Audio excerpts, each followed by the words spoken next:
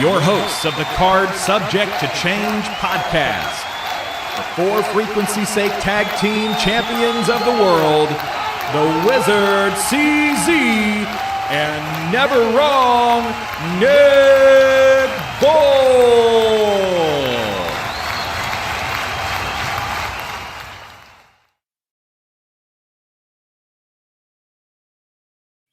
Hello, one and all, and welcome to another exciting edition of the Card Subject to Change podcast. I am your host, Never Wrong Nick Bull, battling some voice issues, but don't fret. If the voice can't follow through. My partner here is available for the hot tag. We are tag team champions of the For Frequency's Sake Network.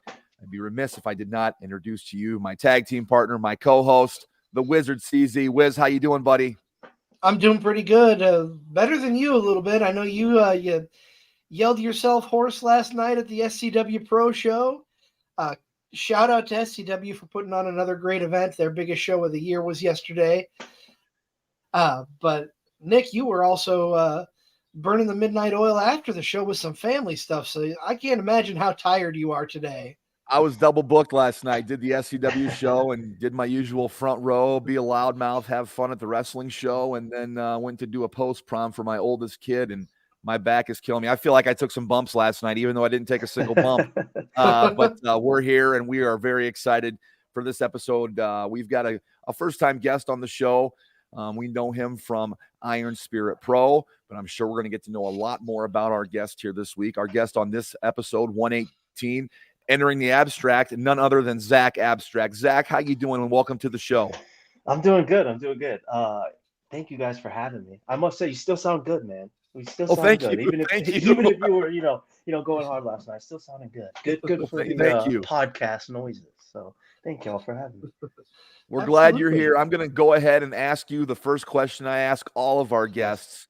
Spoiler. Why pro wrestling? What got you hooked on wrestling?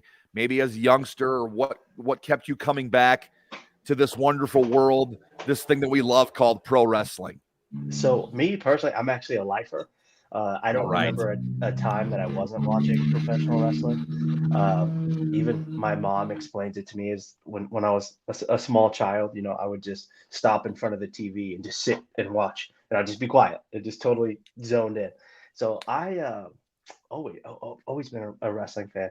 And as I get older and even learn more about the business, it's like I continue to fall in love with it for different reasons. So I think I'll always be a fan forever.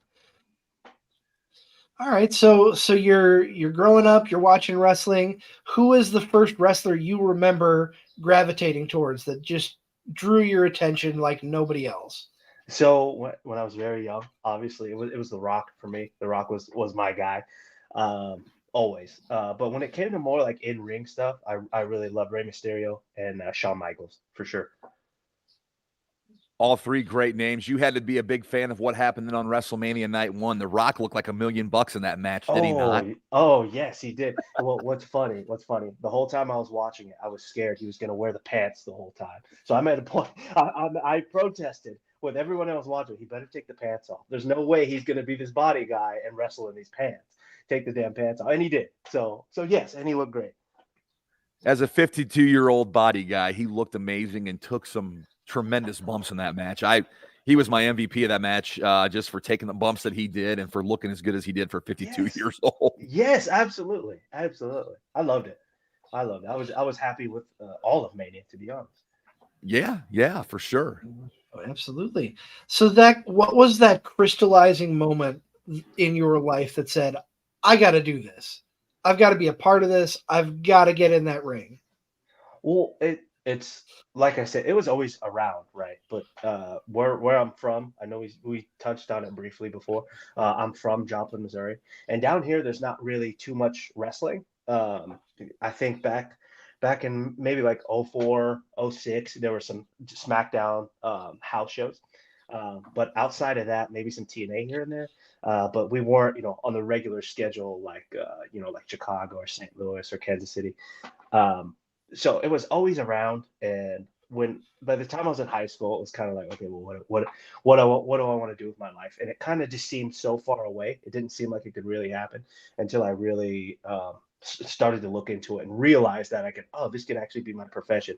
So I guess maybe just being ridiculed by teachers to find a real job forced me to kind of look into it, how to make it really, really happen. So probably when I realized, I gotta do something with my life, and why not be the thing that I'm most passionate about? Well, abstract is an art form. Take us into the backstory of Zach Abstract, how you come up with that name, and then what do people expect, or what can people expect when they see you in the ring? What kind of art form is Zach Abstract? Yeah. So and what for me is the funnest part is abstract is me being able to be me, really. Because before, some people may know, I had a few gimmicks before now this point, and I just needed to kind of get away from that. Sure. Like I had probably touched on before, that the more I'm in the business and learning so much, I learn.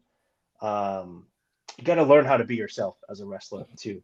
And once you start to learn to be yourself, you kind of have to go that path with it, no matter where you are in that moment, that you realize, maybe I need to go this way instead of that way.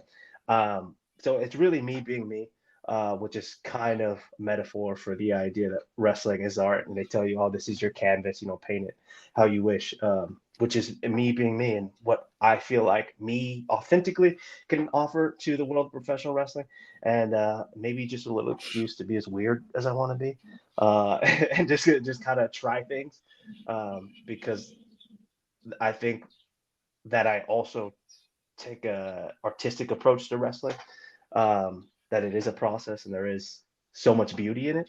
So yeah, it's really just me being able to be me, and I feel like with that, I know where I'm going, and I can kind of create this vibe, if you will, on what the character is, but also to kind of be unique to myself.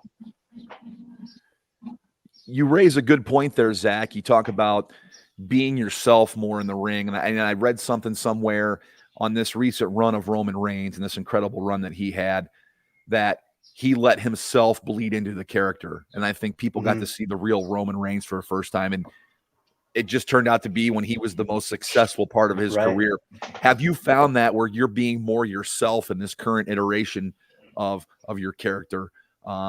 You find it easier? You find it yes, that yourself is coming across more to the fans by being your real self? Yes, absolutely. And even it's from the moment I step through the curtain to the moment I'm interacting with the fans. I can just be me, and I don't have to be something that I'm not, or make it obvious that I'm trying to be something else. I just feel like for me that it works. Like, I understand people have very successful gimmicks that are great, but also I just feel like I'm the type of wrestler that just needs to be me, and that'll translate. Now, you're a younger guy compared to us two old hacks, CZ and I. Do you think that's a big thing for younger wrestlers to grasp, is the sooner you can become yourself and relay your real self into your character, maybe the easier things are picked up and maybe the easier things become? Yes, but I don't think you can fast track it, if that makes sense. Yes, no, I understand that you have to kind of mess up and fail a few times before you're like, this, this doesn't work for me. This doesn't work for me, but this is excelling over here. So let's kind of, work on that. It takes time. There's no fast tracking it. And I'm glad that I'm at a point where I can finally have found it and now really expand on the wrestler that I am. But I do think it is important that you do need to find yourself, but it does take time. Oh, absolutely. And that's with anything, that it's going to take time to kind of find your footing. Zach, what is your prep work for a match? Is there a routine that you go through the day of, the week of? How do you get yourself into gear to just be that Zach Abstract in the ring?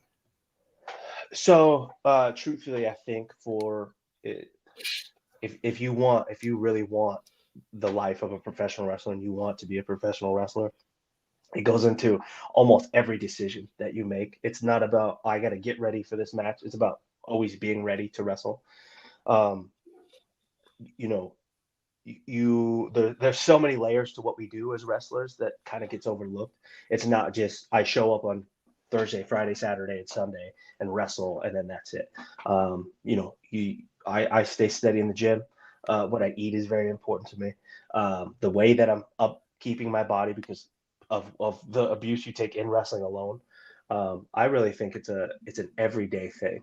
But for me, if we're talking like pre-match ritual, I would say I just need to because before going out there, obviously there's always going to be nerves, but I think it's just important to find myself, do a little bit of breathing exercises, and remember why I'm here, and then I can go out and kill it. We're joined by Zach Abstract here on the Card Subject to Change podcast, the podcast by the fan for the fan. We are powered by Lopez Pizza, built by Durham Remodeling, colored by Ryan Allison Tattoo, and protected by Jared Zook of Country Financial. We're so glad you're joining us here on this current episode. I want to go back to a thing you said a couple questions ago, Zach. How frustrating was that trial and error period? When you say that's something that all wrestlers, young wrestlers alike, must go through to find yourself. Obviously, you've got to the point to where you need to be with this current character, but how frustrating or how rewarding was that trial and error period where you're trying different things? Maybe this didn't work and that didn't work, but this did work. How do you get through that trial and error period and come out on the other side with a positive mindset is what I'm trying to get to. Well, truthfully, you gotta keep going. That's really, you gotta keep going because for me, what my issue was the mentality side of everything. Maybe not the physical part of things, but for me, it was the mental side of things and what really separates good wrestling from just wrestling. Sure.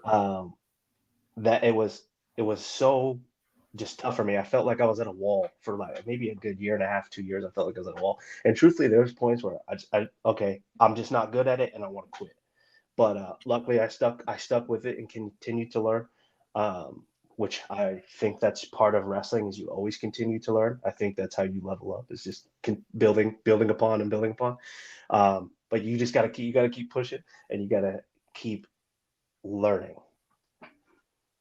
I like that phrase you use, leveling up. I think that can be used in any asset of life. We're constantly trying to learn and make ourselves better, whether it's professionally, whether it's with our family and home life or with our friends or whatever. You're always constantly trying to level up. So I like that you use that term. In the big picture, I think that's what we're all trying to do.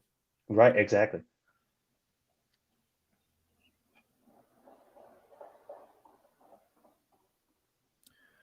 Iron Spirit Pro is how we know you, Zach Abstract. Talk about some of the other companies that you've worked for. You travel, a pretty long ways when you get from Joplin. You're coming from Joplin, Missouri to Bloomington Normal area. Talk about the other companies that you work for, and the roads you've traveled, so to speak. Yes.